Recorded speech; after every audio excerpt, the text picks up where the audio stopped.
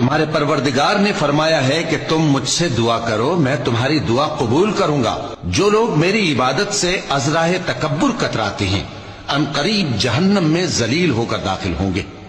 अल्लाह ही तो है जिसने तुम्हारे लिए रात बनाई कि उसमें आराम करो और दिन को रोशन बनाया कि उसमें काम करो। बेशक अल्लाह लोगों पर फजल करने वाला है, लेकिन अक्सर लोग शुक्र नहीं करते। यही अल्लाह तुम्हारा परवरदिगार है जो हर चीज का पैदा करने वाला है, उसके सिवा कोई माबूद नहीं, फिर तुम कहां से भटकाए जाते हो। इसी तरह वो लोग भटकाए जाते थे जो अल्लाह की आयतों से इनकार करते थे। अल्लाह ही तो है जिसने जमीन को तुम्हारे लिए ठहरने की जगह और आसमान को छत बनाया और तुम्हारी सूरतें बनाई और सूरतें भी अच्छी बनाई और तुम्हें पाकीज़ा चीजें खाने को दी। यही अल्लाह तुम्हारा परवरदिगार है।